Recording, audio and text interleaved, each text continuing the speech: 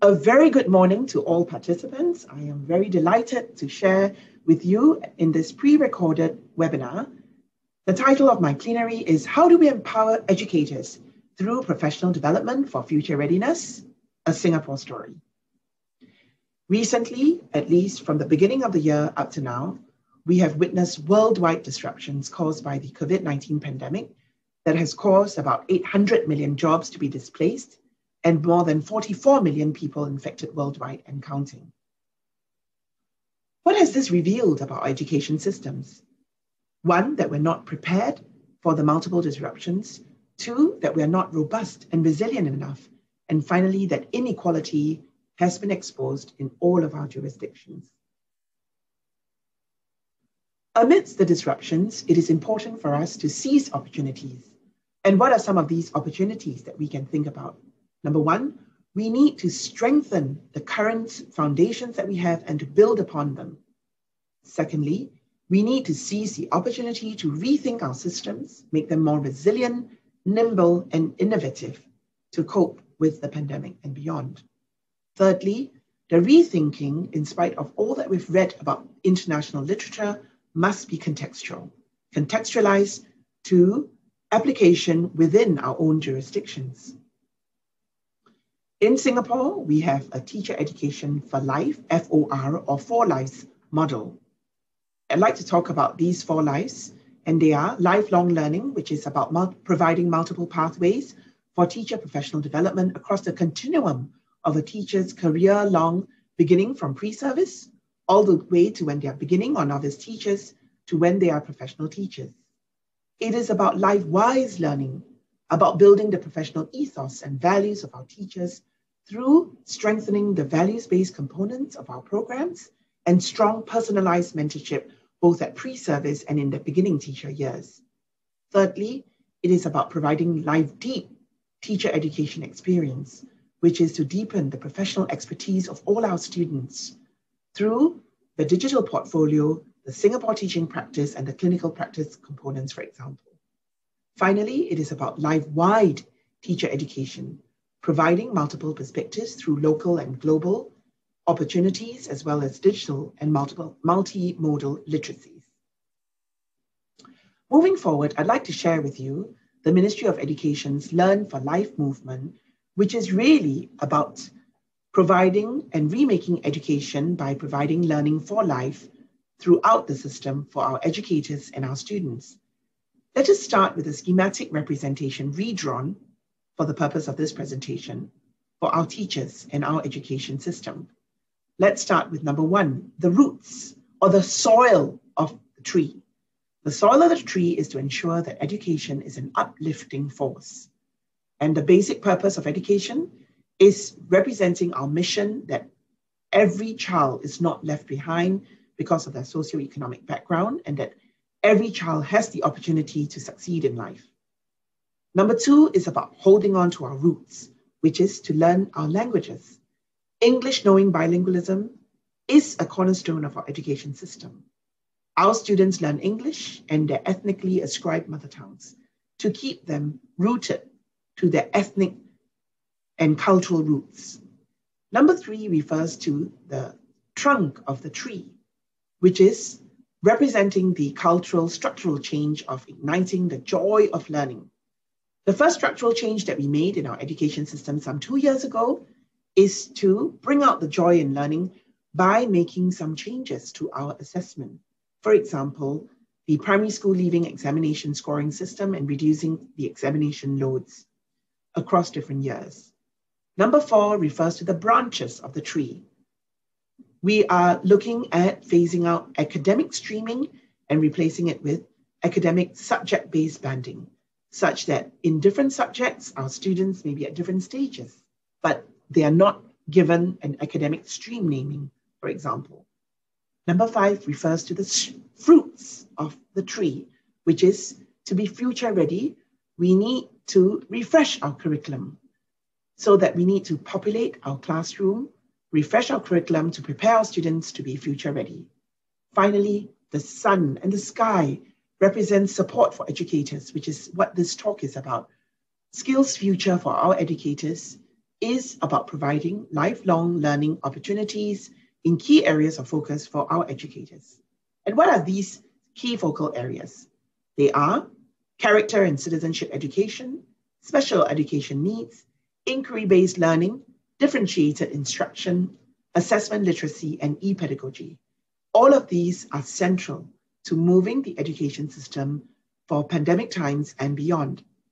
When our student teachers leave the National Institute of Education as beginning teachers, they emerge with emergent levels of practice through their professional development journeys provided both by the Ministry of Education as well as the National Institute of Education System, Singapore. They will then progress into the proficient, accomplished, and leading levels of practice. We now move on to professional development trends in pandemic times. What are we talking about in each of these 6 areas? For character and citizenship education, it is important for us to ensure mental well-being and character development for our students. Differentiated instruction is necessary because of the introduction of full subject-based banding, where in each individual subject, we have students across the academic spectrum. Our teachers need to develop differentiated instruction necessary for teaching each subject. E-pedagogies, transiting to home-based learning and blended learning modes, especially when personal digital learning programs are introduced. This has become extremely important to continue teaching in pandemic times. Assessment literacy is important, especially to inform our teachers about students' learning, their progress or the lack of progress during teaching and learning in pandemic times. Special education needs is our final area. We need to also cater to students with SEN, especially during lockdowns and the growing numbers that we face in mainstream classrooms. In Singapore, we kept our classrooms open even during the circuit breaker period in order to cater to learning of SEN students, to name a few. In Singapore, we have 3 career pathways that we've developed for our teachers. We value every teacher as part of the education fraternity. We are deeply committed to developing each teacher to their fullest potential. To do this, we feel that we need them to be realized in their career aspirations according to 3 different tracks: the teaching track, the leadership track, as well as the senior specialist track. Let me talk about this in greater detail in the next few slides. In each of these tracks, we have also designed flagship and milestone programs for our teachers. Let me give you some examples. For the teaching track, we have the Teacher Leaders Program, for example, or the Master of Education or Master of Teaching. In the leadership track, we have milestone programs such as the Management and Leadership in Schools program for middle managers, and the Leaders in Education program for vice principals and principals. And in the specialist track, we have many opportunities for our teachers in the system to upgrade their academic qualifications beyond a basic degree to masters and doctorates. Let's go through each of these tracks. For the leadership track, these are for those who have the potential to be school leaders or leaders within the Ministry of Education or headquarters. They start as subject heads or level heads. They move on to become heads of departments, vice principals and principals and beyond. And at each of these stages, you can see the courses that are mounted for them to take as milestone leadership programs. For the teaching track, these are for teachers who aspire to make and continue to make direct impact on students in their classrooms. They have an interest to further develop and deepen the pedagogical capability of the whole teaching force. They start as senior teachers, lead teachers, master teachers, eventually rising to the position of principal master teachers, and they go beyond teaching within their schools to the cluster level and to the fraternity as a whole. Finally, we have the senior specialist track for teachers who are steeped in their disciplines and wish to go deeper into these specialized areas where deep knowledge and skills are prerequisites to breaking new ground. And their career development pathways are shown below as Senior Specialist 1 and 2, as Lead Senior Specialists, as Principal Senior Specialists, and finally as Chief Senior Specialists. I go on now to talk about the Singapore teaching practice. schematically represented as our local national flower, the Vando Miss Joachim, which is really about the orchid that makes explicit how effective teaching and learning is achieved in Singapore, and which intends to elevate the entire teaching workforce to greater heights. In the center of this orchid, in the labellum, if you like, is the pedagogical practices that makes explicit what teachers need to put into practice. It also allows reflection before, during, and after their interactions with their students. At the pedagogical practices core lie 4 core teaching processes known as assessment and feedback, building a positive classroom culture, lesson enactment, and lesson preparation. All of this is covered in the Teacher Leaders Program that empowers our teachers to create effective ecosystems that can support the Singapore teaching practice, both at pre-service and while they are in schools, teaching as beginning teachers and ultimately as professional teachers. The STP, or Singapore Teaching Practice, is meant to be a common language for our teachers in schools. In terms of professional development, the teacher growth model articulates the philosophy that every teacher is a precious gem, and the 5 desired outcomes of teacher professional development in the 21st century would be as community builders, competent professionals, ethical educators, transformational leaders, and collaborative learners. These are aligned to the MOE 21st Century Competencies and Student Outcomes Framework, which aims to build a confident person, a self-directed learner, a concerned citizen, and an active contributor. For this reason, we have introduced the GROW package, which stands for growth, recognition, opportunities, and well-being, to help our development of the personal and professional journeys of our teachers, to help them to strengthen their core competencies career-long. This is also complemented by the TEACH framework, which stands for teacher engagement, aspirations, career development, and harmony. And teacher professionalism, which lies at the center of everything that we do for teacher professional development, is about building the ethos of the teaching profession through many of the academic subject chapters and professional learning communities, or PLCs for short. In each of these initiatives, you can see some of the steps that we are taking to develop our teachers. Example, in engagement, we have multiple engagement points for our teachers and have dedicated HR partners for our school leaders. In terms of aspirations, we have developed, of course, the 3 career tracks for our teachers. In terms of building harmony between work-life balance, we try very hard even to have part-time teaching schemes, enhancing our no-pay leave scheme. And in terms of building the career of our teachers, we believe in a lot of secondments and job rotations for our teachers such that they're not always in the same job career long. For governmental support for our teachers' professional development, they are given 100 hours of paid professional development annually during school time. They have timetabled protected time to undertake professional development and attend a wide range of courses in various modes, both face-to-face as well as virtual modes. There are also active and attractive professional development packages and leave schemes for our students, and teacher work attachment programs for exposure both within and outside organizations beyond the sphere of education for them to gain new perspectives, insights, and exposures. The institutes responsible for professional development include the National Institute of Education, as well as the Academy of Singapore Teachers and other academies and language centers, which are listed herewith, and you can Google our MOE websites for what they represent. ALICE, for example, represents the English Language Institute in Singapore, and SCCL stands for the Singapore Center for Chinese Language.